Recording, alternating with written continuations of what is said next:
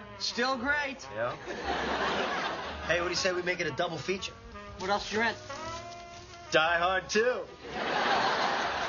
Joey, this is Die Hard 1 again. Oh. But we watched it a second time, and it's Die Hard 2. Joey, we just saw it. And? And it would be cool to see it again. Yeah! Die Hard! Dude, you didn't say Die Hard. Is everything okay?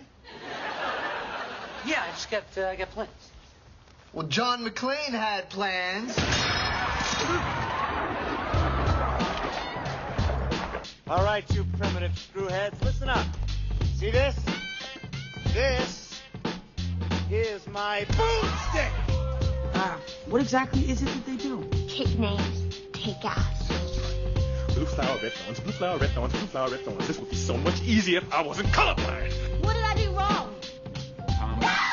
Why are you leaving me? If I didn't do anything wrong, I don't understand. I thought you liked me! I do like you. Tell me the truth!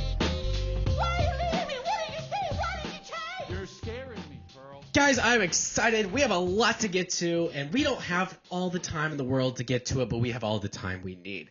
So let's just hop right into it. You have stumbled upon another episode of Get a Load of This Movie, a franchise movie podcast, and we are coming on the end of the year. Coming up on the end of the year, we're finishing this season. This is, I believe, season 2, and this is going to be our last episode of 2024, unfortunately and happily, because that means we get all new episodes in 2025. So you can look forward to that, including here we're gonna do a deep tease, the second annual Load Taker Awards. Okay, and so we're gonna get that in 2025. I believe that's gonna be our first episode. If not, it will definitely be in January. So it's something to look forward to for everyone. We have a lot to get into. We have a giveaway to do. We have to pick comments, our favorite comments, and I actually have a story that I kind of wanted to get off my chest. I felt like it was going to be therapeutic to talk about it over the episode. Cole, I don't know why Cole's laughing. He doesn't even know it. It's probably the most embarrassed I've ever been. But if you guys don't want to hear it, we don't have to talk about it. It's a little gross. What a tease. I've seen you pretty embarrassed, so this could be good.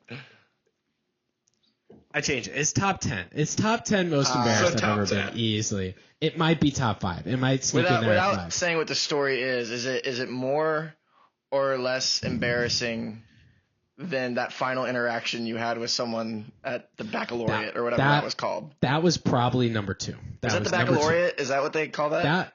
That was. Oh, okay. That's what that was. That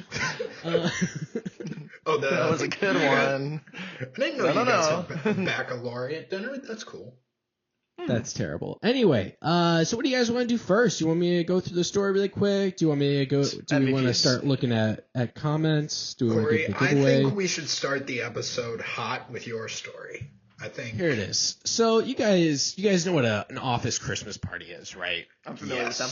You know how these things, it's really just a morale booster. You're not supposed to do anything crazy. It's not meant to be like this huge party by any means. And this one I had on Friday was the exact same as all the other ones. It was low key. They reserved a little spot at a restaurant. It was nice. I don't know what happened. I ended up probably one of the drunkest I've been in my entire life. I was so drunk. I was joking with people that worked at Homeland Security, saying like how they were the ones that called the drone strikes. I was stumbling, falling downstairs, and thankfully, one of my coworkers was kind enough, saw that I was in peril, and decided to drive me home. I have never been more thankful in my life, because if I had taken an Uber home, it would have been the most expensive Uber of my entire life, because my body was not ready to be moved in a car. Let me tell you, I was not ready whatsoever. And she kept asking, hey, are you okay? Do you want to just pull over? We can hang out for a little bit at a restaurant and you can just chill. It's early in the evening. It's not that big of a deal. And I said, I need to see my dog. And so she was like, okay, you feel fine? Let's go. When I I threw up all over. Oh, All over the side of my coworker's car. Just all over. And every single time I did, and it wasn't just once, it was multiple times. She would pull over, she would say, why don't you get out and finish up? And every single time we stopped, I would feel so much better. And so I would run into a restaurant because we would pull over on like a main street. I'd run into a restaurant and grab so many paper towels. I have no idea. It could have been an hour. It could have been 10 minutes. It felt like forever, though. It could have been around the block for all he knows. You know? It was at least a 20-minute drive because I did an Uber to the restaurant. So I know it was at least 20 minutes, but it had to have been closer to 45 to an hour because we made so many stops. But when she would pull over, we were always like near a restaurant. So I would drunkenly stumble into these restaurants, grab all the napkins I can, would come out, and I would just start wiping down her car. And we did this so many times, and I felt so bad and so sorry, and I just started crying in her car, and I was apologizing and saying how sorry I felt. And then I was like, and she was like, it's okay. Are you like, do you feel better now? Do you want to go? And I was like, yes, I feel better. Let's go. 5 minutes later, my head's out the window. I'm throwing up again. And this time, I don't know why they moved me to the front seat. So when I'm throwing up, it's going all over the side of the car, like back seat doors and everything. I'm like, oh my gosh, this is a mess. And I was so down bad that my head is just hanging out of the door or hanging out the window. And we're at a stoplight because I just told her, I was like, we can't stop anymore. You just got to get me home. I can't keep doing this. And my head's hanging out the window. And at a stoplight, a guy starts recording me from his car as he stopped right next to me, and he's just laughing at me, and I'm like, he's right. I'm a joke. This is bad. And and then so my friend, my coworker, she starts yelling at him, and I'm like, don't. This guy's hilarious. You can't yell at him. Man. He's so funny. Finally, I get home. You watch Die Hard. I go upstairs. No, I go upstairs, and I don't know. The rest of the night just disappears. I get home at like 6 p.m. It is not late. Oh my God. 6. Corey, this is serious day drinking right here. That's what I'm hearing. The party was at 2 p.m. The party started at 2 p.m. and it was a 3-hour party. Awesome. And so it was this probably the worst night. Includes the hour car ride home. So this is like it was bad. 2 hours of hard drinking is what I'm hearing. It was so bad. It was the worst. Things are so bad right now. We got gifts. There was a white elephant thing. I left all the stuff I got in her car. Didn't bring a single thing home. I got the nicest hoodie. I think you should let her have that. And all I wanted to do was curl up in that hoodie, and I was just like, oh, I just want to put that hoodie on. And of course, it's wherever she lives, and I just couldn't. I didn't have the heart to ask her to bring it back. Can you come drive that? But I will say I did pay for her car wash. I didn't get anything in her car, thankfully. And I used sanitizing wipes to wipe off the side of it whenever we stopped, so I could like make sure that it was clean. But I did pay for her car wash. She said it was completely fine, and she thought it was not the worst thing she's ever seen. So I was like, okay. But that's my embarrassing story. I really needed to get that off my chest. I've been apologizing profusely for 2 days now. And I don't think I'll ever be done. Right. Well, Cory, I think both of us who know you very well know you're not the type of person to do that and not make up for it. And that's what you have done. So, You want to hear the crazy part, though? Oh, yeah. Let's hear that part. Yeah. No, that was not the craziest part. No, that was the crazy part. You want to hear the funniest part, though? The funniest part was she got a car wash. She pulled out all the stops at this car wash. She was like, give me the premium car wash. Oh, so she milked you. She got the nicest car wash. Overwhelmingly reasonable. I saw it, and drastic levels of reasonable that she was clocking in out there. I saw it, and at first I was like, oh, and I was like, no, that's probably fair. You said, I should. Well, at first I was like, oh my gosh, because I was like outraged at like the prices in this economy. I was just like, oh my gosh. Car ride wash prices are astronomical. But then I thought, you know what? That's probably aggressively reasonable. We should have started a car wash instead of a podcast.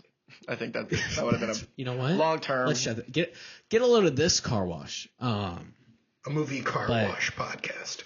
A movie car wash podcast.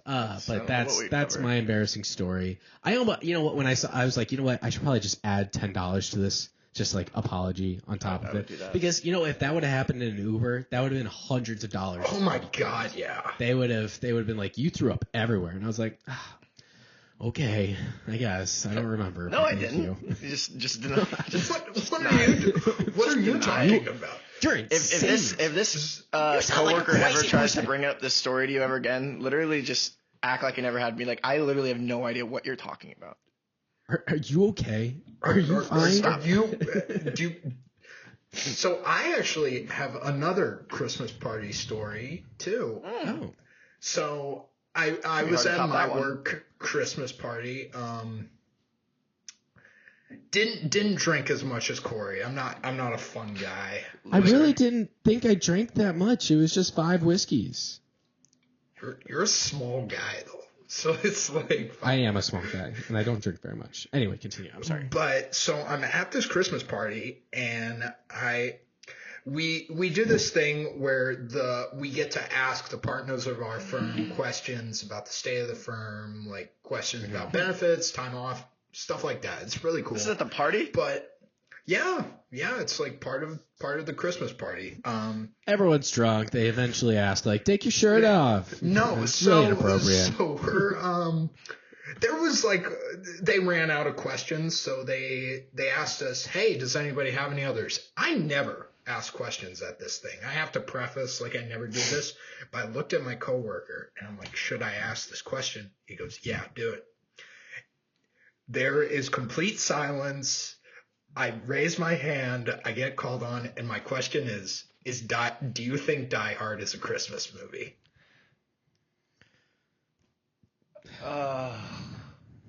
What answer did you get? One of them didn't even know, and the other just... Yeah, Tim didn't know. Tim didn't know. Yeah, Tim didn't know. Tim has no idea. I saw that coming. David agreed with me, though. See, if you were drunk and you would have yelled that would have been funnier, I guess. I don't know. Probably not. Can we get this out of the way? I think the whole is Die Hard a Christmas movie like debate is really stupid. Not because it's like definitively one or the other, but because it's more of a who cares? You know, like just watch it when you want to watch it. You know, it's not serious. I watch it every Christmas. But having said that, us covering it now, we also don't have to have the discussion on our podcast because the fact that we're doing it now means that we decided it's a Christmas movie. So for us to debate it would be ridiculous in this context. That kind of gets rid of half my notes because half my notes are defending that I had it's a Christmas feeling movie. The question was going to be coming up, and it's just like I wrote down Christmas tree at 1 hour 23 minutes. Christmas tree falls. Ho ho ho! Now I have a part? machine gun. At the end of the day, that's all you need. That's evidence A, B, and C. The song that's played in the car is Christmas, the Christmas Run DMC song. That's a good song. It's Christmas time in Hollis, if we didn't learn anything else, we learned that that's a good song. We've gone a long time without talking about this movie. Yeah. We have one more thing to do before we start talking about this movie. Yeah, we actually have a few things to do before we start talking that's about what I'm this saying. movie, So let's get this going. Let's get right into it. So with the pre-production. Play the thing. I don't know the future. I didn't come here to tell you how this is going to end. I came here to tell you how it's going to begin. It's the Matrix. It's the Matrix sounder again because I just don't have it in me to scour my knowledge of every line ever said in movies to find a better one. That's okay. We like that one. So we did a giveaway contest where we said best comment. We're going to do the top 6 comments because we have, if you're looking, we have, I can't pick them all up. We have 6 hats to give away. I'm wearing it right now. It's a pretty cool hat. You guys, they should be there on Wednesday, so you got some time. Cool. So we have 6 hats to give away, and now we are going to look some of the comments. Guys, if you could please hop on Instagram so you can read the comments. I will hop on TikTok. I think we still only have the one person who commented 1,000 times on there. But we're going to go through the comments, we're going to read them, and then we're going to pick our top 6 favorites. Okay? Hell yeah. If anyone gets tossed off the list, because I honestly think we only have 7 people that left comments. They left multiple comments, but there's only 7 people, so we just have to pick who's our least favorite. Wow. That's a fun way to do it. Awkward. So here we go. I'm going to start because I want to get the one off TikTok first. This is from Austin Jax Austin. Okay. He left 7 comments on our TikTok. He also followed us. He followed us on Instagram, and he liked a bunch of posts as well. Well, we said all that was taken into consideration, so I'm letting you guys know. I'm going to read this off. Zach, feel free to cut as much as you want from this. I don't know how long it's going to take me to read. This is a long comment. We met each other, and now one day we're going to tell our kids about it. The first day we locked eyes, and I'm going to be wearing this hat, God willing. And I smile ear to ear, and I tell them that I was proud of me to meet you, like how I'm proud of you. And then maybe we could even share a hug or possibly a smooch and just smile. Thanks, guys, for your time. Cory, your muscles look so strong, and you look like your breath smells really good, and you have really good movie takes. And people are saying you have a very whimsical sense of humor. Wow. And your teeth are glistening white, and you look like you've got a solid girth, and you could definitely beat me up and anybody. And that's one of the reasons I have the utmost respect for the man that you are. And sometimes I think just about curling up in your arms, and that advent calendar looks really cool, the one behind me, obviously. And we should talk on the phone more and tell each other all of our deepest, darkest secrets. And I could see us falling in love one day. Heck, why not today, for God's sake? And I'm so proud of you. And I feel like I've watched you grow into the man you are today when we were just kids. When the best day of my life. And then I'm going to go to bed so happy reminiscing about the giggles and laughs we shared in our youth. And anyways, I really just want to win a hat and have you tell me you're proud of me. So for our thanks guys for your time. Oh God, there's more. For anyone who is just listening, Zach checked his wrist. I don't even think Zach's ever owned a watch. No, never. Not once. This has been really draining on him. That was a lot, but I really liked it. I don't know if you guys really liked it, but it really rubbed me the right way. So that's one for my vote. Guys, do you have any one that you want to read off? I have one. I thought this was very funny because we all know this person, and he often says things in this faux Hannibal Lecter-ish cadence. This is Toby. Your mother misses you, Cory. It's been 17 days since she saw the light of day. Call her Brie Larson the way she's in a room. She sits wondering what could possibly free her from this peril. If only there was some tangible object that could set things right. Okay, call her Brie Larson the way she's in a room. And Zach, you know the cadence he does when he says stuff like that too, and that's the way I read it. Well, it's just how we joke. We like to share whimsical bits about locking each other's mothers up. I like that. I like that, but I really laughed at the response because Becca Keithley, she responded, at Toby, Cory's mom is already getting a hat. And then Toby responded, you must stay out of this for your own good, Becca. And then just 3 eagles. I don't really know what the eagles are. But you know what, Toby? You made all of us laugh right here on the pod. So congratulations. First hat. Cha-ching. Zach, can you play cha-ching? Cha-ching. That's for you. Okay. We'll get that to you. Yes, dear. You don't. First hat goes to Toby. So that's set in stone. Zach, do you have one that you want to nominate? Well, so they all get a hat except for one person is what we've. And honestly, it might be all of them. I don't know. I actually haven't counted them. But I want to read them. Okay. I think Joel deserves a shout out for I'm not saying I should get a hat for having the show in my Spotify Wrapped, but if I win, then I'll give Zach his passport back. I see this as an absolute win. Why do you never have your passport? I feel like we run into a lot of situations where you're losing your passport. It's only happened twice, but it is weird that it's happened twice. So that's how I describe that. I think Joel did have it in his Spotify Wrapped. I did see that, so I feel like he deserves that. Where were we? Were we number 1? I think we were 4. I think we were. Yeah, we were still top. Oh, okay. You know what? I'll give it. I'll go in. Top 5, but not number 5. You know, that's pretty cool. I kind of want it to be number 1, but that's fine. Okay, I have one that I wanted to read that I thought was really funny. And I don't think that this person meant this to be funny, but I laughed so hard when I read this comment. This is from Marie's Bees. Mariezy Beezy. Oh, I'm sorry, Mariezy Beezy. Mariezy Beezy said, "Can I?"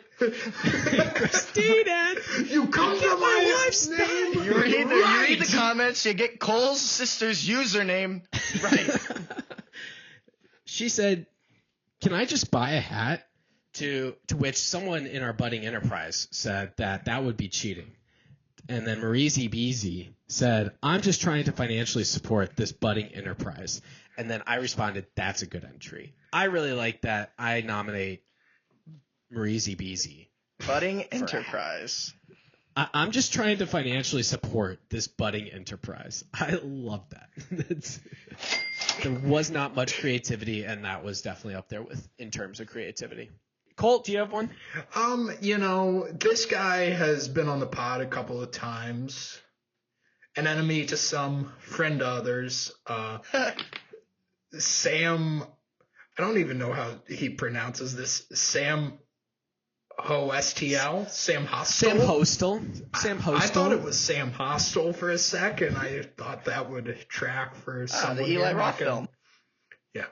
But as a multi-appearance load giver, I would be honored to take a load supporting drop all over my forehead. That's good. That's a good entry. That's good for an entry. I was going to nominate that one next. Are we all in agreement? Cha-ching! Yeah, that's fine with me, man. Cha-ching! The last one, so this person liked every single post we had. This person shared us on their story. This person tagged other people. This person left multiple comments. And this person constantly texts me every single day asking if she has won a hat. Is it your mom? This is MMCQ_22. Please, the merch. I need it. The merch. I want it. I'm writing this as I'm walking on the treadmill listening to the latest episode because that's how big of a fan I am. I think that's all she wrote on this one, but she wrote other ones on other posts as well. I will say this. Not the most creative, but the dedication and the want it factor is there.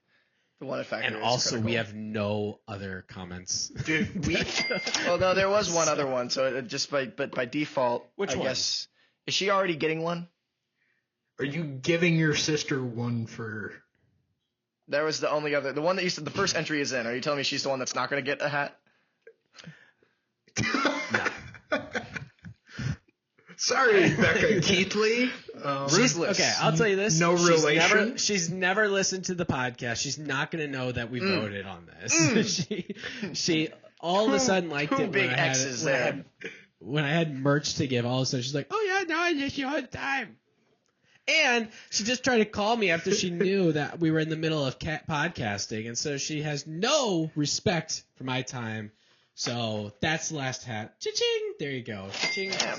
Ruthless. Blood means nothing. I would do the same thing to my mother. It's a nice. He was quoting the Blues GM Doug Armstrong. Yeah, for everyone out there who's not. But I was doing it a little bit more brutal than he did. Anyway, congratulations. Congratulations to our 6 hat winners. We will be getting the hats to you in time. These are not going to be shipped to you guys. You guys are you'll wait. These will get to you. We'll see you. We will see you guys, and they will get to you. Next up, the call sheets. Hello, You don't know me, but I know you. I want to play a game. Here we are, 25 minutes into the episode. haven't talked about the movie once. I mean, we brought That's it up. okay. I brought it up early. I thought that was a good we talked lead-in. about it. We brought the name up. I have a fun game. It's a new game. There's very easy rules. Very, very easy rules. Okay? Good. Yeah. We are going to go back and forth. Zach, you have 3 questions. Cole, you have 3 separate questions. Okay? They are evenly weighted questions. But I want this to be an audio heavy thing. So I want you guys to be responding. So I wrote you guys separate questions. I'm going to give you 2 movies, 1 Christmas movie and 1 movie that we have covered on the podcast. Ooh. And I want you to tell me which one has a higher Letterboxd review score. Okay. Okay? Yeah. It's that easy. And you get a point for each one. Okay? Well, I want to see those hands. Hands. Cole, you do not need your phone for this at all. Yeah. All you're doing is telling me I think movie A has a higher score. And then we do have a tiebreaker in case you guys both get 2 right or in case you guys sweep and you guys get all 6 correct. I kind of believe you guys are going to get all 6 correct, but I thought this was a fun game, so we're going to do it. Are you guys both ready? Who wants to go first? It doesn't really matter. There's no benefit or I just want to preface this. Cory told me that this game he doesn't expect Zach to get upset about. There's no reason to. It's so easy. You tell me which movie has a higher or lower Letterboxd score. That's it. Okay. There's nothing else to it. That's it. Zach, why don't you go first? Zach, your first 2 movies. Your first 2 movies. You're going to have a Christmas movie and you're going to have a movie that we've covered on the podcast. Right. Are The Santa Claus and Solo, a Star Wars Story. Which one has a higher Letterboxd score? Ooh. All of these are close. I made them so they're close. But which one has a higher Letterboxd score? The Santa Claus or Solo, a Star Wars Story? Santa Claus. Zach says Santa Claus. Is he correct? Ding! That's a correct for Zach. Zach, that is correct. Santa Claus has a 3.2. Solo, a Star Wars Story has a 2.9. So that was very good. I'm trying to correct. See. Okay, Cole, you're up. Your first 2 movies are Home Alone and Rogue One. Rogue One. Cole says Rogue One. Is he correct? Sorry, Home Alone has a higher Letterboxd score with a 3.8 on Letterboxd, and Rogue One has a 3.7. So that was a very close one, but Home Alone beat it out just by a little bit. Zach, next question. I'm upset. Zach, next question. I also put some in here because I wanted to see some bias. So there's that. Speaking of which, Zach, Elf and Cars. Ooh. Which one has a higher Letterboxd score? Elf and Cars. We covered Cars on the podcast. I remember it. I remember it very vividly.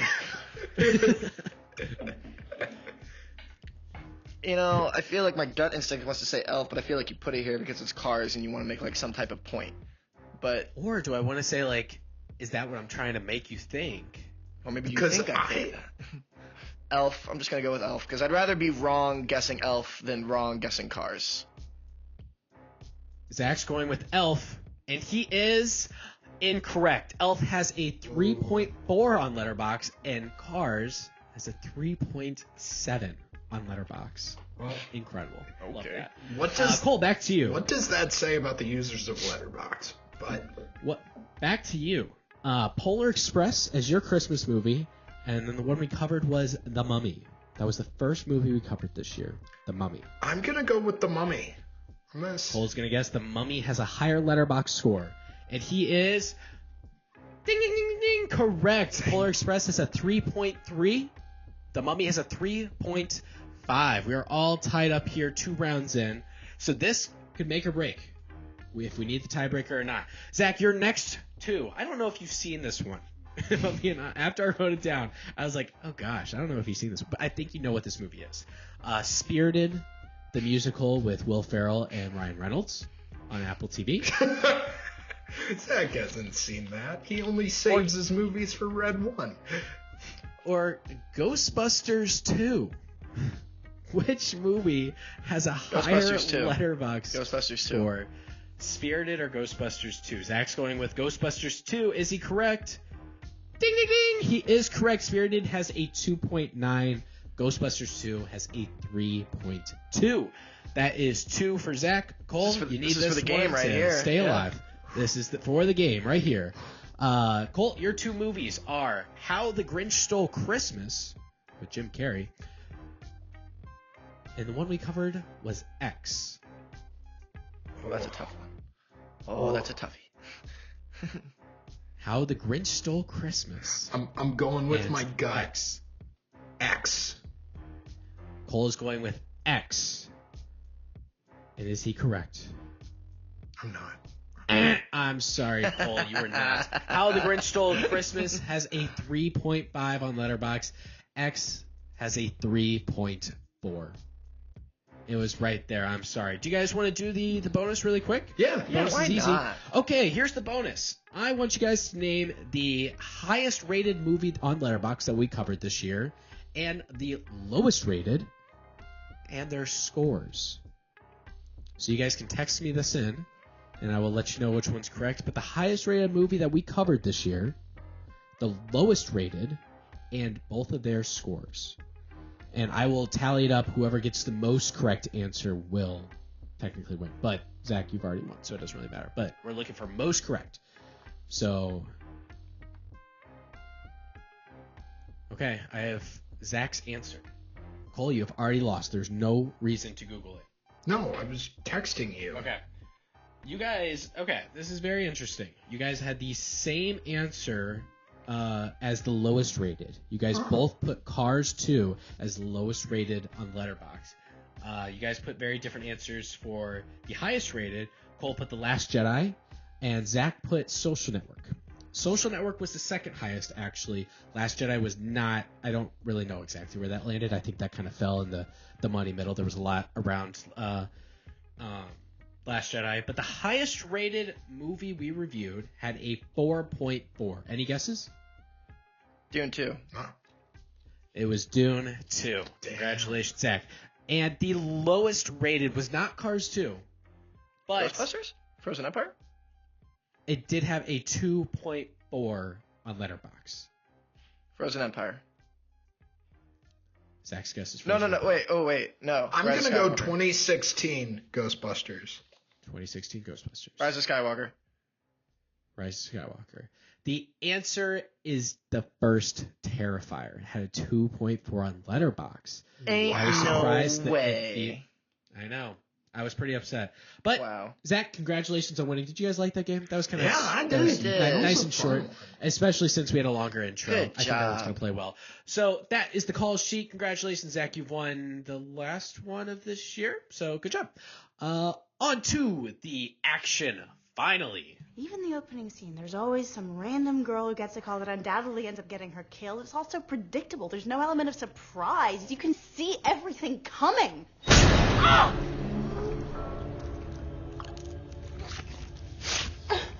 Did that surprise you?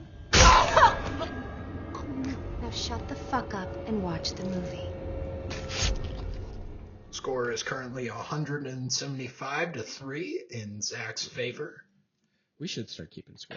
I'll do that next year. Okay. You guys have anything that you want to start with? Okay, I do have to ask. So this was Alan Rickman's first film role, like ever. Oh.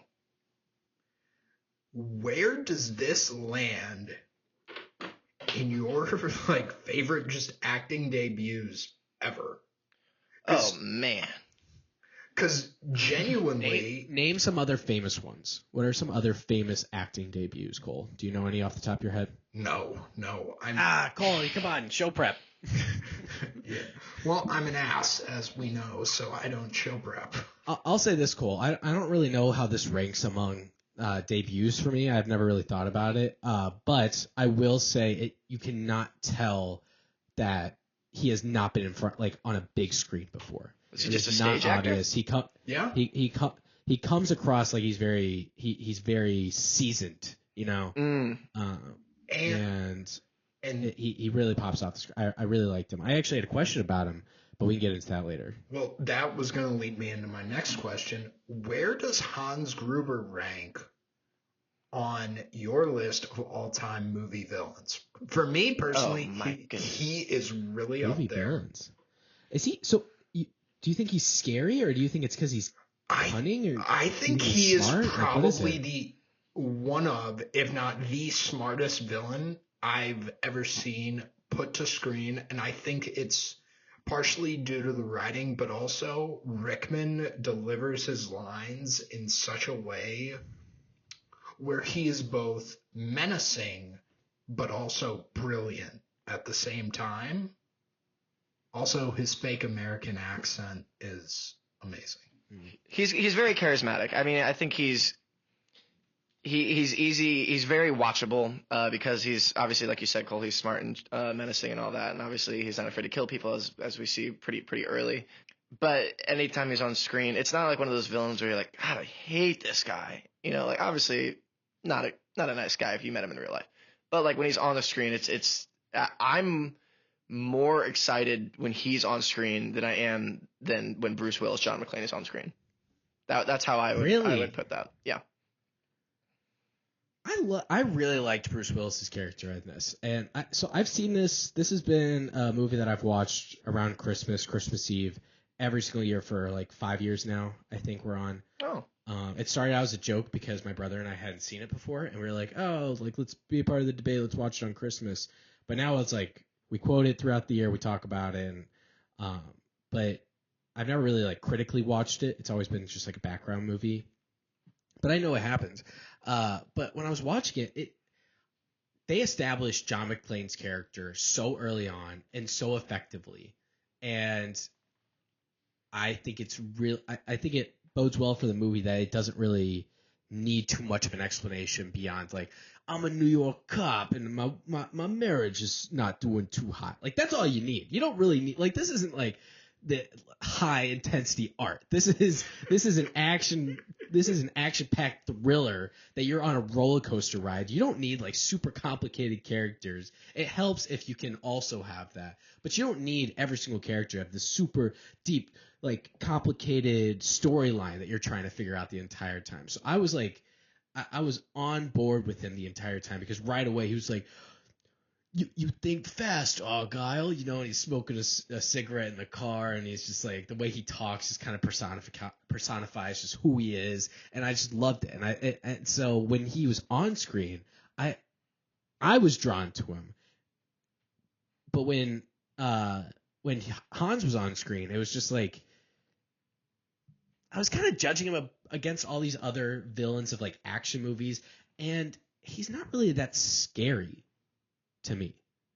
So it was like, I don't know. Like I get like his plan is very smart, it's well thought out, it's very cunning, but at the end of the day, I don't know if this movie like hangs its hat on its amazing villain. So Zach, what do you think about Bruce Willis? In general? Oh, I like him a lot. I think hate him. I'm a Bruce Willis fan. I will confess I've not seen Die Hard 2 through 5. So my my idea of John McClane is all just from this movie. So I don't know if Should we watch them? Should we watch them and live tweet them? I don't know. Stay tuned, audience. not an easy sell on me, unfortunately. But yeah, no, I like Bruce Willis a lot. I love him in Pulp Fiction.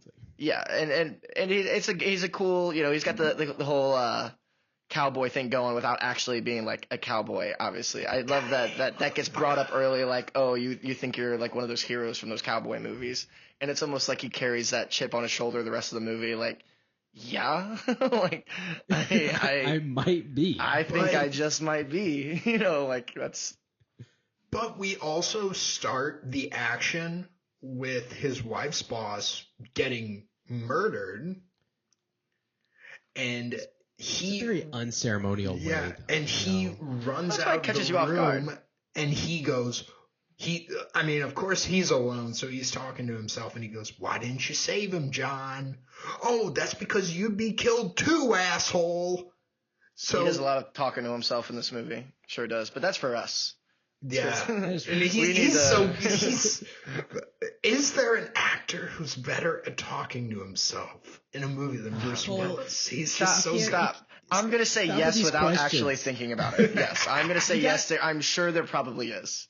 You have to have other examples if you're going to come in with a question like that. That's the second time you've done it, and you have no backup. You're like, he's definitely better than whoever.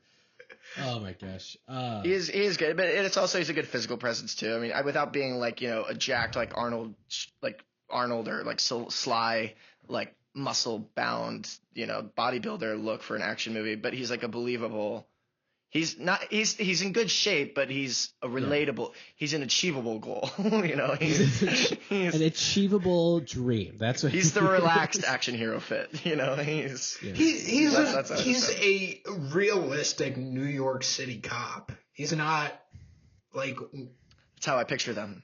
It's not like Stallone in Cobra, where he's yoked out of his fucking mind for no apparent reason or something like that. Clip that off. But he is up until this point in the 80s. The last movie John McTiernan made was Predator, and I think that is a movie that personifies ultra masculinity. There's legitimately a shot of two baby oil biceps when men clap their hands together. We reference the clip in this podcast. So I didn't know this guy directed Predator. You didn't know John McTiernan? Look at that. But dude, this guy rules. What up? Okay. So he went from Predator to this. So like 2-movie arc. It's pretty solid. Really masculine solid movies. Wow. But is there a better 2-movie arc by a director? Yes. Quentin Tarantino, most of his career. But I do want to like we go from ultra masculine to John's kind of not afraid to like complain throughout the whole movie. He's complaining. Well, men complain. Men complain, but when does he's Arnold asking for help? He's not complain. He's yelling at Dylan. He's yelling at Dylan and Predator about the lies that Dylan fed him. No, but Cole, I understand. He's asking for help. He knows he can't do it. He's trying to get the police involved. He's trying to get. He's not like being so up in the faces of these guys who are killing everyone, who are keeping hostages, because he knows his limits. Yeah. And I think when you're connecting it to Predator, you see like Arnold is very like, I have no limits. I'm doing this myself. I can do this. I don't need anyone else's help. I'm covering myself in mud and I'm taking on an alien creature. But it's two very different characters, and so I think it's good to see the contrast. I think the best example of what you're saying there is not even like the way he talks to the cops or the villains, but it's also the arc that he goes through with his separated wife. In the sense that he, by the end of the movie, and you can kind of tell he knows it about himself early on, and just won't admit it to her, at least until later. That he should have supported her more when she got this really high-paying job, and her career took off and kind of exceeded the ambition of what he was doing in his own career, and he that power shift was something he was uncomfortable with. So that's a pretty big difference in terms of like the hypermasculinity of Predator, where the only like woman in the movie barely speaks any English and is like a prisoner for most of it. Like that, this is a little bit. It's a bit crazy. It is a little bit different here with John McClane and Holly. I think Holly is a really well-developed character. I think Die Hard does pass the Bechdel test by the skin of its teeth when she sends her assistant out. When she goes into her office and the assistant's in there, and I think she says her assistant's name. I don't remember what it is. But she says, "You go enjoy the party. You got me thinking like I'm Scrooge or something like that." She goes, "Thank you. Scrooge do you think the baby could take some?" Scrooge is a man.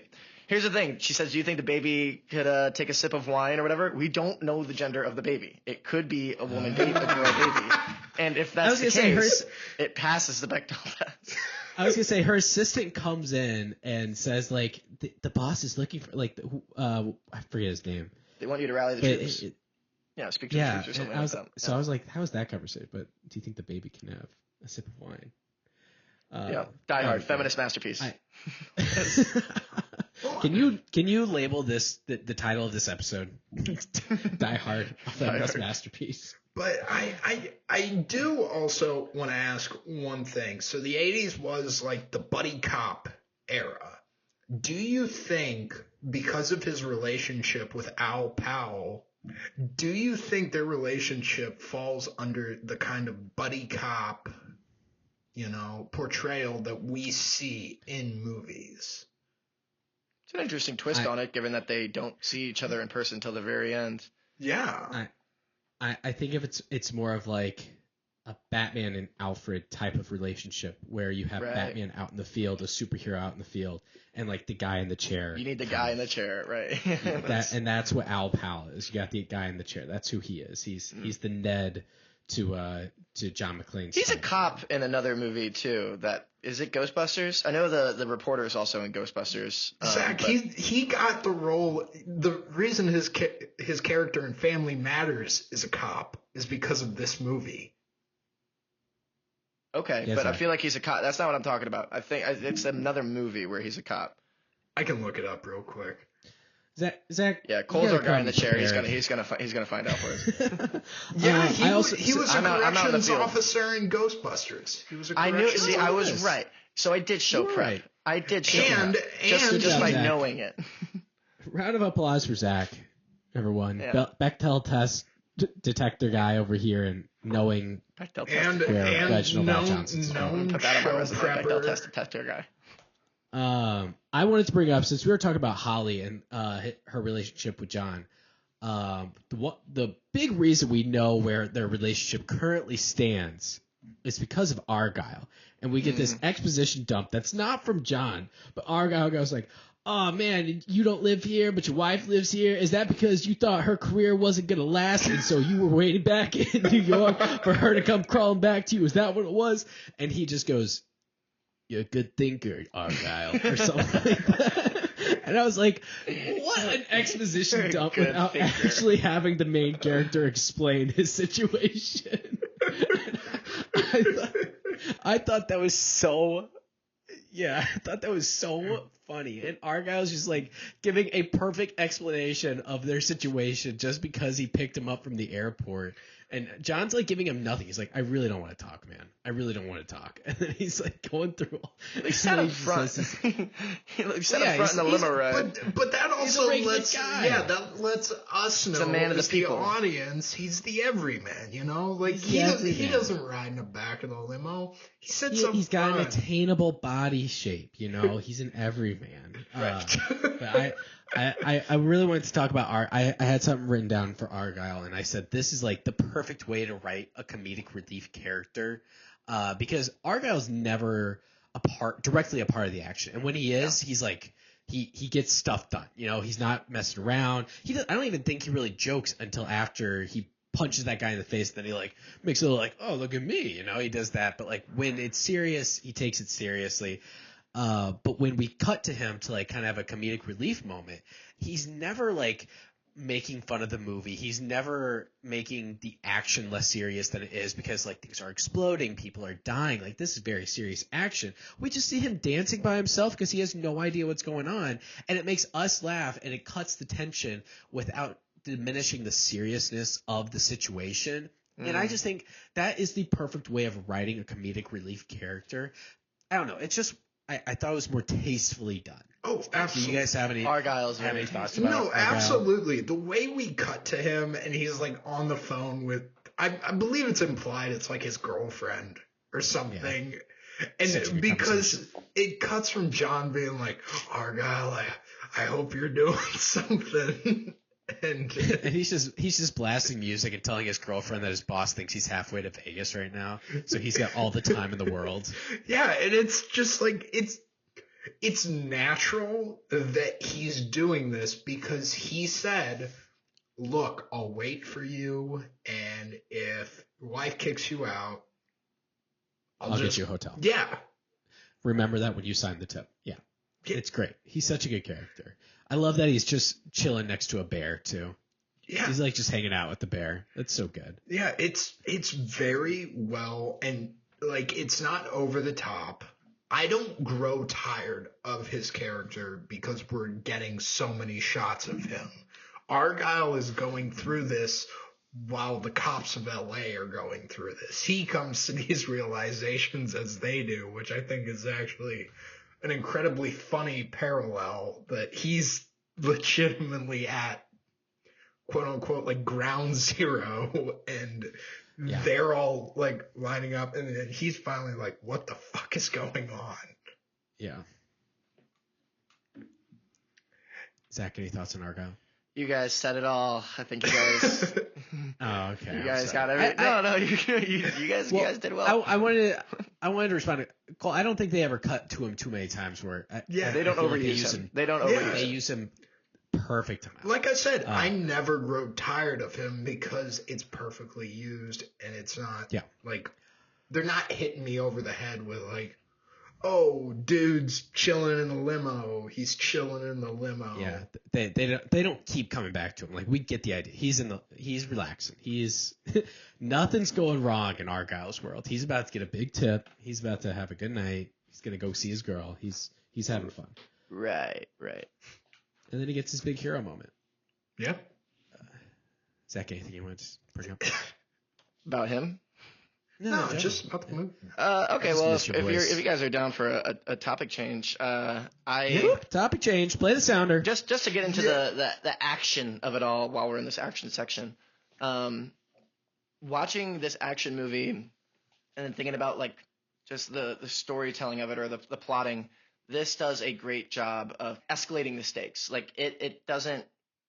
The pacing is great, but it's in the sense that like it just keeps on getting harder and harder and harder as you go. The fact that the most tense moment is the last moment of the movie, that's a good sign. You know, like even though there are other sequences that are really good, but like when you think about it, like okay, the terrorists, but you know the robbers show up. He's discovered. Then he gets beat up. Then his feet get shredded. Then they find out about his family. Then he finds out that there's a bomb on the roof. Like all these things, it's a cascade of stakes that are going on, and it goes back to I say it as a joke, the George Clooney like ER appearance in South Park the movie when after Kenny's heart explodes because they replaced it with a baked potato. And he screams, "God, it never gets any easier." Like that's. I feel like that's like kind of like the character's experience in this movie. Kenny, can you hear me? How are you feeling, son? Great, son. I have some bad news. We accidentally replaced your heart with a baked potato. You have about 3 seconds to live. Fucking weak, dude! Oh my God, they killed Kenny! You bastards! Damn it! It never gets any easier! And it just makes for a really good viewing experience.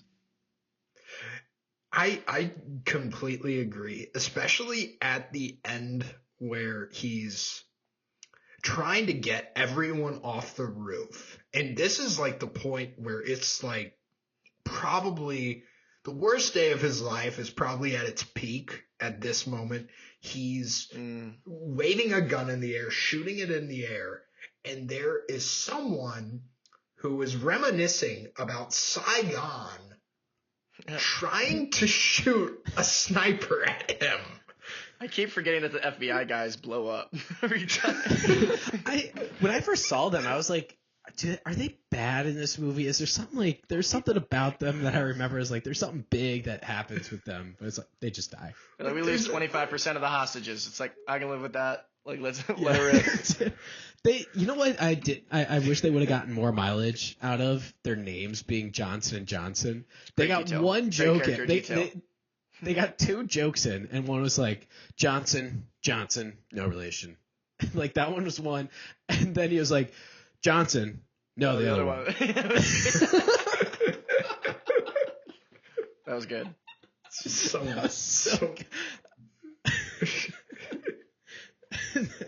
and then those two had great timing with each other. And then Cole, when you were talking about, he was reminiscing about Saigon. He was like, yeah, it's just like in Saigon. And he's like, you remember that? He's like, I was in middle school, dickhead, or something like that. In junior high.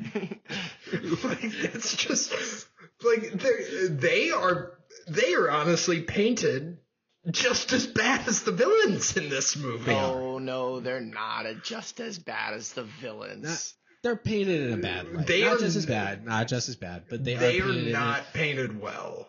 The only other law enforcement officer that I would say elicits any other empathy is Al Powell.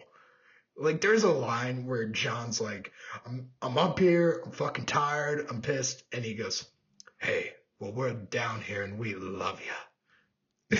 It's like, that line's so good. I gotta start using that. I got a character who I'm not gonna make him my MVP, so I want to shout him out now. Because no small roles, just small actors. This guy makes the most of his like 4 scenes. The frickin' sleazebag Harry Ellis, Hart Bachner. I told him we go way back, John. He goes, John Boy, like the way he's. The way he talks to Hans, Bubby, I'm your white knight. He asked for a Coke. He's sitting there with the radio, and the henchman comes and pours him a Coke in a glass, and he starts putting on his performance like, John, they're gonna kill me, and he looks at Hans with the thumbs up, this is good, right? He's gonna get it. Dude, for how intense this movie is, and it's so fucking funny. Until you said it, Zach, I never realized it is just escalating and escalating throughout the entirety of it, and you feel the stakes. But I wrote down so many one-liners that are just so funny that John says that when he's on the phone with that lady at the very beginning. Or he's on the radio with her, and she's just like, sir, this is for emergencies. And he's like, what do you think I'm doing, trying to order a pizza? I just said there are hostages, there's terrorists, you need to get here. And then she's just, I wrote down, where does this lady get off? That is ridiculous. But there are so many good ones. Did you guys have any good one-liners or good comedic moments that you guys like? Just that scene I just described. Because also Hans' reaction to the stuff Henry saying, Henry, I don't remember the name already, but whatever he's saying, and he goes i.e. they want something or whatever, and then Hans is like, that you're very perceptive, you figured that all out already. His sarcastic kind of response to this. Egging him on, yeah. Yeah. I think my favorite scene in the movie is that scene that Cole kind of alluded to earlier, I think, with Hans doing the fake accent. Talking to John, moments like that. You always like a moment where you're worried for the hero, and then the villain pulls their card, and turns out the hero is prepared for that. No bullets. My brother and I say that to each other all the time. No bullets. No that was really good. It's fine. You don't need it. You guys have a favorite scene overall in general?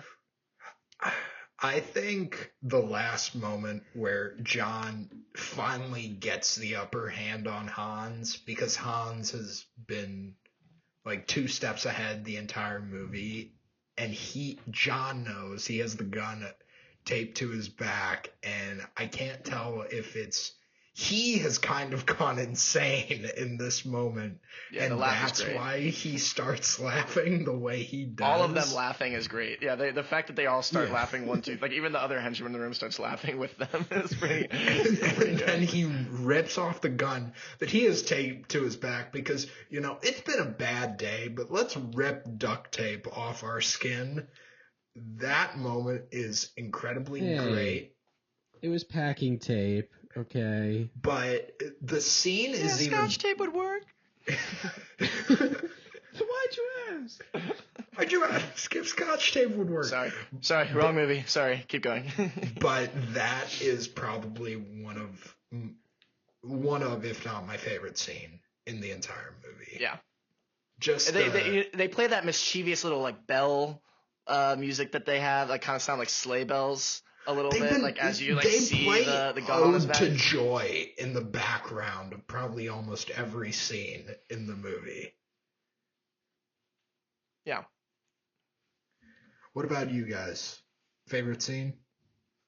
I mean, I kind of said mine already, but my other one would be him, them blowing the roof and he has to wrap the hose around his waist and he's, "What are you doing, John?" Or is that earlier when he says that? I don't remember now. But no, that was then. That part, and he jumps off and he has to shoot the glass and jump off and come in. It's really cool. It's all really exciting.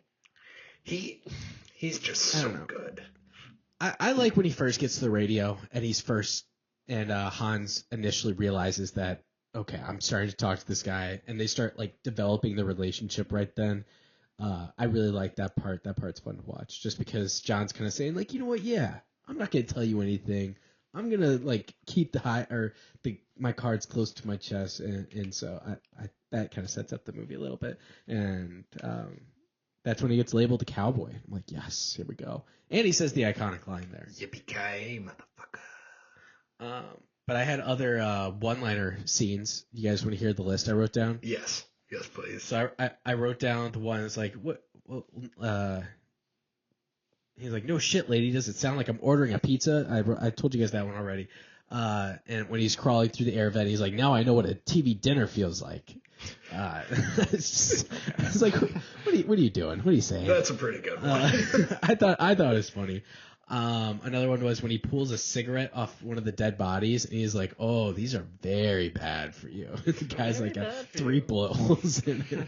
It's like, that's good. I can't remember the context with this one, but he was like, "Glass? Who gives a shit about glass?" I can't remember what was going on. It was after he blew up it's after he dropped all the C4 down the elevator shaft, and the other police chief was my guys are yelling covered in glass. Yeah, my guys are covered in glass down here. He's like, glass? Principal. Who gives a shit about glass? And then no bullets, of course. No bullets. But those are my top ones. Yeah. So this is a question I did prepare for, and I want to know your guys' favorite because I have mine. About time. So this movie has spawned basically its own subgenre of movie, which is it's described as Die Hard, on a, in a, or with a. Yes. So my personal favorite is probably Air Force One, aka Die Hard on a Plane, but I wanted to know what your guys' favorites were. It's a really good one. I think I know Zach's. Give me 30 seconds to look at my letterbox like action movies thing. This isn't my favorite one, but it's one that I can't stop thinking about. There's a movie called Skyscraper with The Rock. And it's Die Hard, but just not Christmas. Like, it's literally the exact same movie. Die Hard with The Rock. It's Die Hard with The Rock, and it's not Christmas. There's no other change. It's not good. Definitely not my favorite. Air Force One is an incredible movie, though. It's a good one. So I don't know if I'll be able to beat that, because I don't think I've seen too many other ones. Usually if someone says it's Die Hard on a, with a, in a, something like that, I'm just like, oh, well, I've already seen it then. So I'm not too worried about it. Did you ever watch A Violent Night, which was David Harbour as Die Hard but with Santa? Is that would be considered Die Hard but with Santa? Yeah, I could see that. I have seen that one. It's definitely not better than Air Force One. Definitely not better than Air Force One. Zach, I think I know yours, but I don't know if this would count as a Die Hard, but in terms of like single location, all in like one, or primarily in one, day, or I don't know. Do you count Speed? Is Speed Die Hard on a bus? Yeah, I don't think so. Yeah. I don't think. I would say with Keanu Reeves. It's not like there are bad guys. There's no bad guys on the bus. That's not It's not a Die Hard. Then he's not taking out bad guys. They're not on the bus. He's just driving the bus. Put them on a bus. Speed is kind of referred to as Die Hard on a bus. Well, I think that's reductive. It's more than that. What were you going to say, Cole? What did you think it was going to be? I was going to say it was going to be Speed. Really? Because I can't really find another one. I haven't seen Speed in so long. Speed's so fucking good. Dude, Speed rips, man. I knew you were gonna say that too. Speed rips, man. Speed rips. I remember liking Speed. Okay, ladies, now let's get information. Do we have anything else, or do we want to? No, that's move it on to the. I got the MVPs. MVP. Apparently they strayed off course, and we're fairly certain they're in guerrilla hands. So why don't you use the regular army?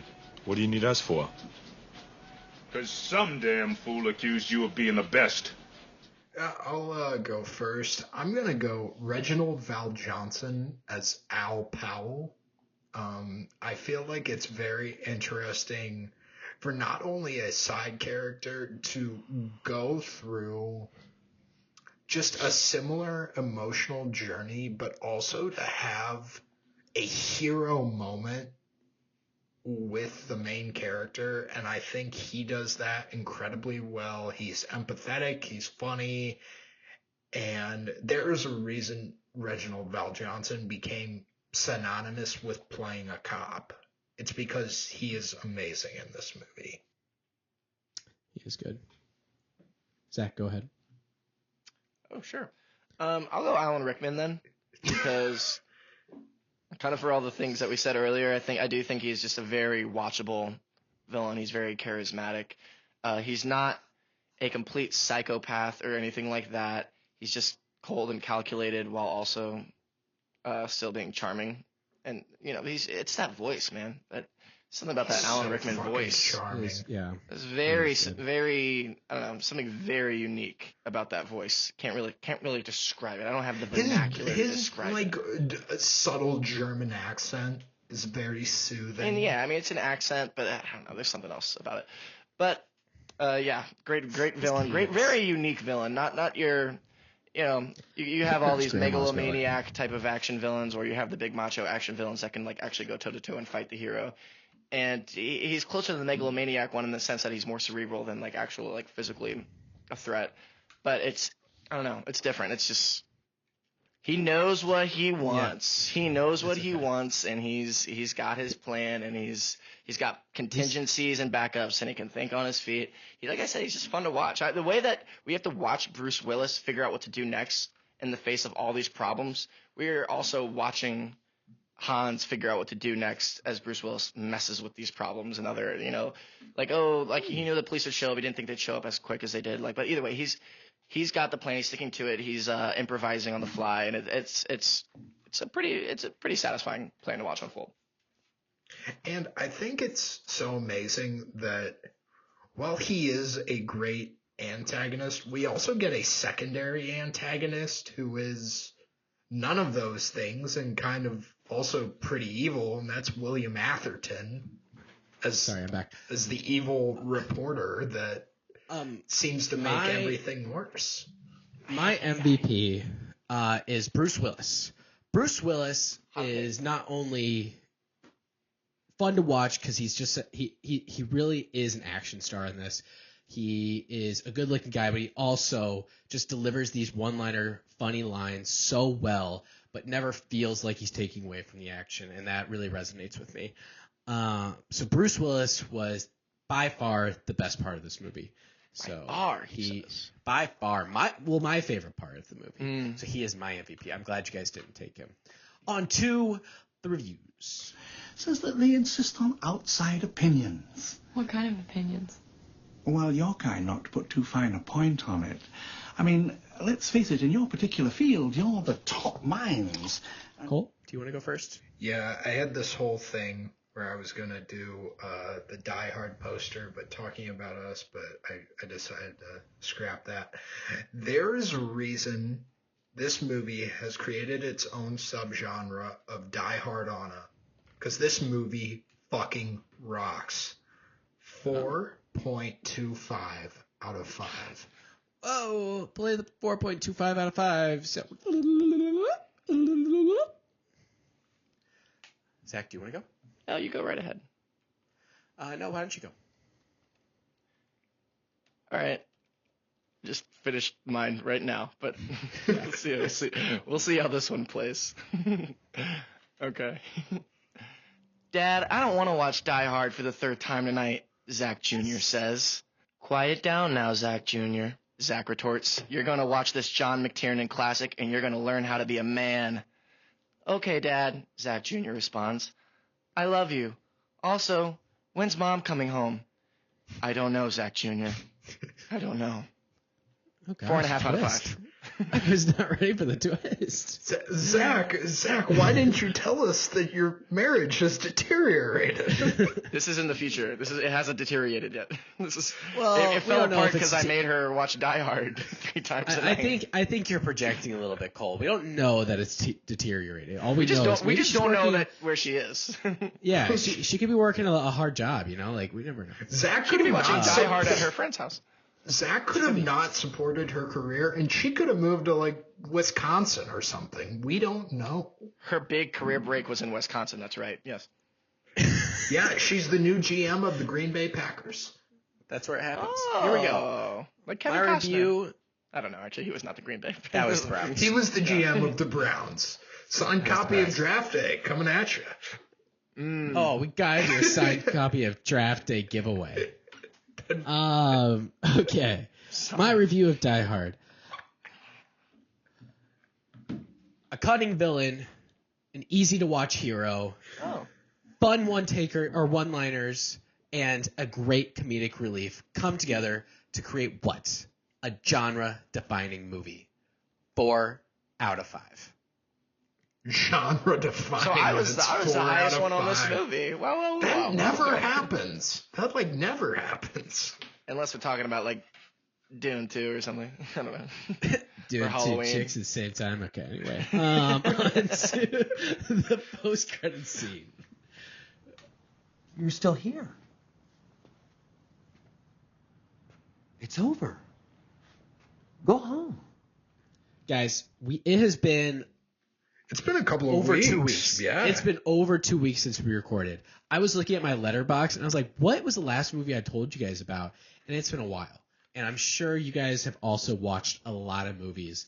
I think in terms of trying to make sure we don't just go on a tangent about 20 plus movies that we've seen, let's stick to our top 2 favorite movies we've seen since last time we recorded. And if you've seen a show, your favorite show that you've watched. Okay. Oh, look at this. So I want to start with my top movie, and that was Wicked. Zach, why don't you go first? Oh, okay, yeah. That was Wicked. Wicked was great. It was funny. It was sweet. The songs were amazing. I didn't think anything could top the original version. Cynthia Erivo and Ariana Grande blew the originals out of the water for me. I would recommend this movie to anyone, and I am fiending for Wicked Part 2. Fiending. I am also. That was my biggest complaint with the first part. That I was just like that I have to wait a year for the second part. I was like, I want to know what happens. Like I need to watch the second one. Like it suffered a little bit from what Zach calls part one-itis, I think, in that sense. Dude, when you end a movie with Defying Gravity, you can end it whenever the fuck you want, okay? That is my opinion. Is that true if the story's not over with? I just don't know. I don't know. Okay. As long as, I'm looking forward to it. I'm seeing it tomorrow. So by the time this comes out, I will have seen it. Zach, I think you should see it. Right. Well, I am. So that's. But we think you should. We think you should. I think you should. Colt, what's your second movie that you saw that you want to talk about? I finished rewatching all of the Major League movies, but I did it backwards because I know they get worse. So they went from worse to better? Yeah. They went from better to very, very fucking bad. There's a reason the last movie demoted itself to the minor leagues. Ooh, clever. Wow. It is called Back to the Minors, isn't it? Something like that. Yeah, it's Back to the Minors. But they might be making Major League 4, so if they can get the formula back, I'll be here for it. I love the first. Well, as I said, so I finished reading Dracula, or the audiobook of it, I should say. And so I went and Bram watched... Stoker's? I did, yes, that one. And then I went and watched Bram Stoker's Dracula at the Academy Museum, which is an incredible amphitheater they have there. I don't know if amphitheater is the right word, just a theater. Incredible theater they have there for just screenings. No concessions though. That felt a little, I don't know. I didn't like that. But pretty elitist, if you ask me. Zach said no Coke Zero, no Zachy Ho Ho, no Coke Zero. Well, no I didn't say Zachy that because I did stay for the movie, but I was a big fan. It's a flawed movie, but stylistically, it was like 11 out of 10. It was just you're watching it like this movie is moving hard right now. It is really really cool. And so I finished the book and saw that literally later that night. And the reason I started reading the book in the first place is because Nosferatu was coming out, and that is pretty much Dracula. It's just with a different name. Okay. Saw an early screening of that. Big fan. I don't want to overhype it, but I was not disappointed at all, and I had very high expectations. And I'm excited to see it again because we got to the screening a little bit late. It was my fault. And we had the second row. We were in the second row for the movie, which is, I'm craning my neck pretty hard. Second row, far right. It was not the best place to see a movie. So where you should have watched Red One is what I'm hearing. Yeah, well, because at that, no. Red left. What's keeping me there? But it ended up working out because the Q&A after with all the cast and the director was right there, and so we were actually really close for the Q&A after having to sit so close to the movie screen. It had a benefit at the end, a silver lining. But that's cool. Big fan of that. Really excited to see it again when it comes out, and definitely. I don't want Christmas Day. Oh, okay. I don't want to say this definitive. I might be able to say it is definitely one of the best vampire movies I've ever seen. I can say that right now. And it's in a contention for maybe my favorite vampire movie ever. So it's there. It's in the discussion for sure. So I'm excited to see it again. Kind of, after some time of pondering it.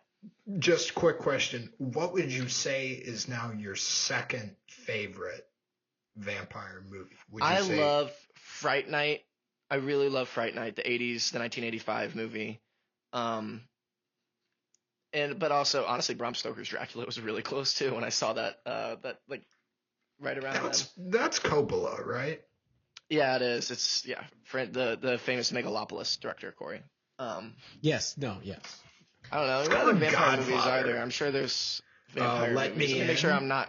Let Me In is great. I have not seen the original Let Me In. The Let the Right One the In European one. Really I've heard good. that's even better. It's really. You're gonna watch that. It was better than the Salem's Lot movie, and Abigail. So of the three vampire movies I've seen this year, it's definitely my best. It's better than Morbius. It is better. No. Stop. I like it more than Dusk Till Dawn, which is a movie I do like a lot. It's probably better than Hotel Transylvania. I haven't seen it, so I can't confirm. It's better. It's not really a vampire movie. Love when Zach rates. It's better than Blade. I haven't seen Blade 2 or 3, but I'm gonna make the fair assumption if I liked this more than Blade, I'm probably gonna like it more than Blade 2. I'd argue Blade 2 is better than the first Blade, but yeah, you'd probably like it better. Yeah.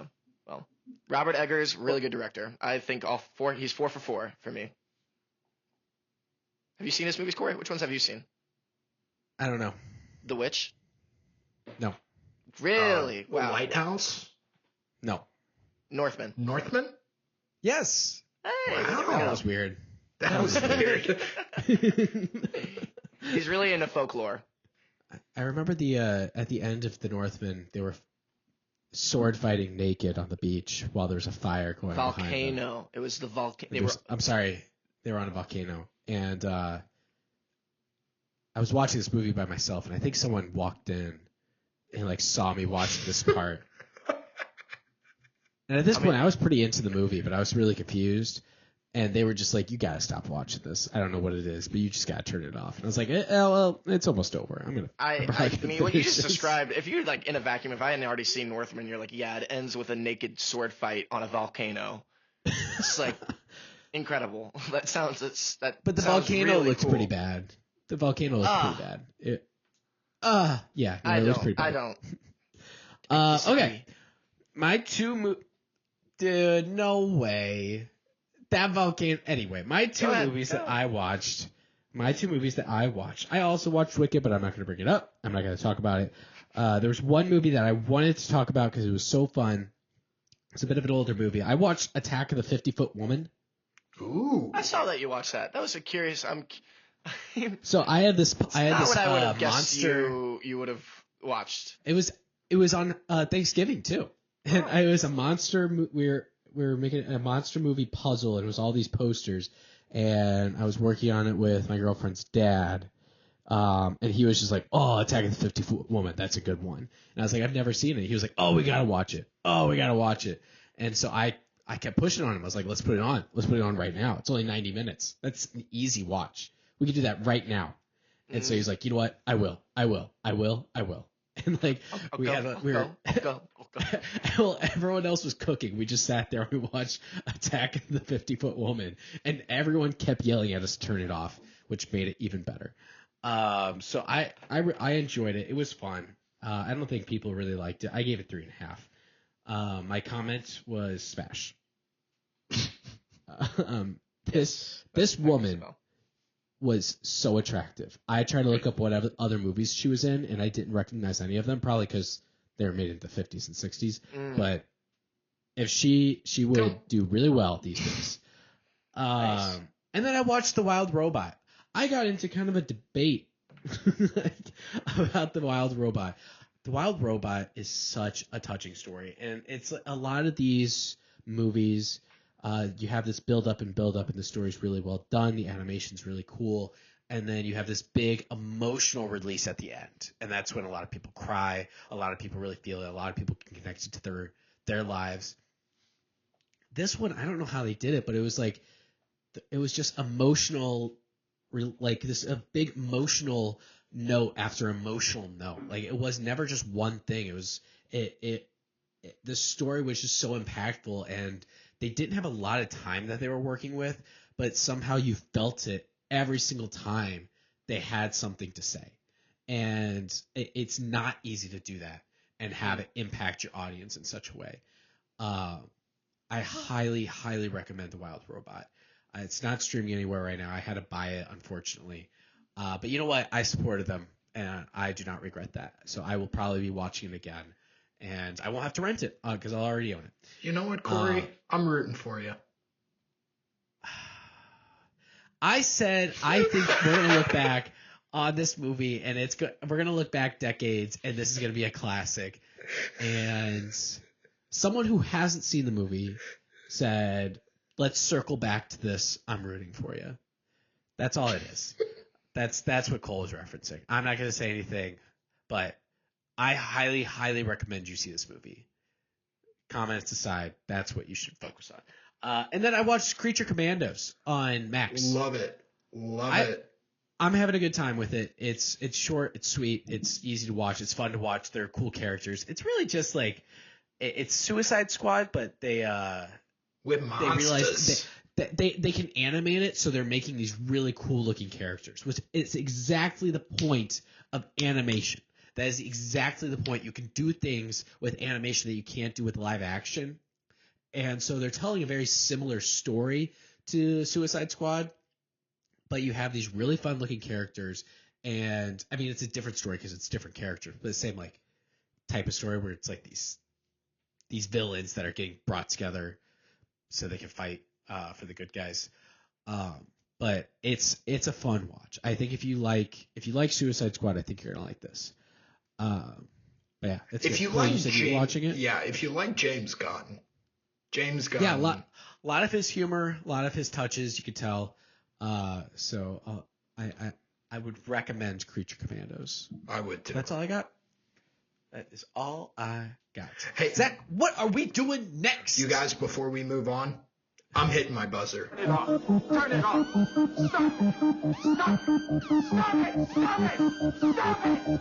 Stop it. Stop it. Oh, you're not doing another Die Hard? No more Die Hard. This is the most Die Hard to ever Die Hard, and I'm keeping it that way.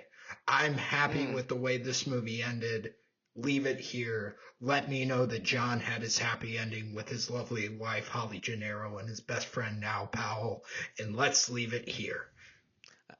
I'm glad you did this way after we were done talking about it. I am too. I'm hitting my give me 15 more Die Hard button. And variations. I finished The Bear season 2. That's all I was gonna say. Big fan of The Bear season 2. Really big fan. I'm not going to go into details because a lot of people haven't caught up to, and I haven't watched season 3 yet, so I'm still a whole season behind. But what was there was a big episode in season 2. What was it called? Fishes? Or Seven Fishes? Seven Fish. Is that it? The Christmas episode? Fishes. The Christmas episode?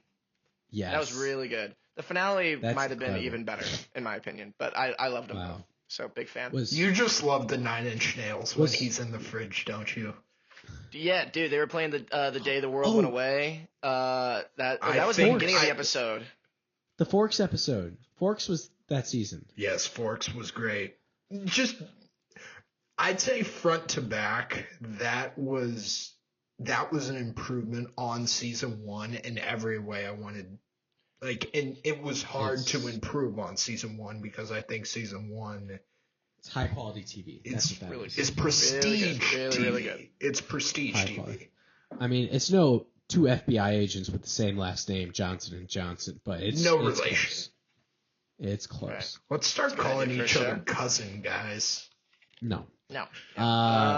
Next episode, we will be covering our award season. It's going to be our full award season episode. Yes. We're going to go over every single movie that we watched, and we are going to be voting on what was our favorite actor, our favorite director, our favorite movie series, our favorite composer, our favorite movie overall, our might have some other awards too, just some fun awards for you guys. You know, some fun ones for us. Goofy ones.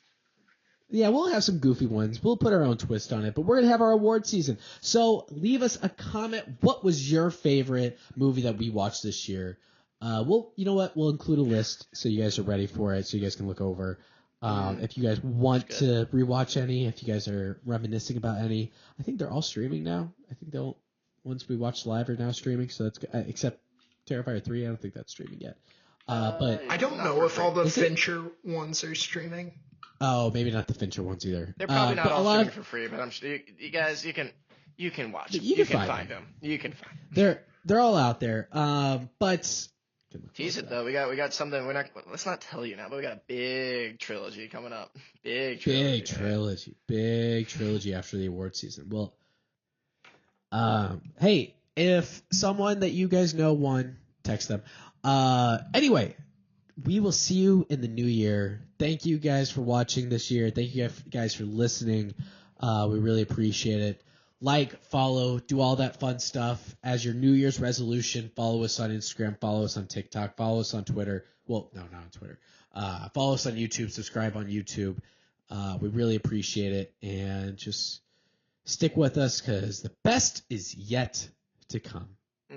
Always die hard and never die hard with a vengeance because I believe that's the next one. But live free and die hard. 2 is a great sequel title. Die Harder? That's, whoa. Die Harder. That's really good. That's good. That's how you write a title of a movie. Well, anyway, thank you and goodbye. Keep watching movies.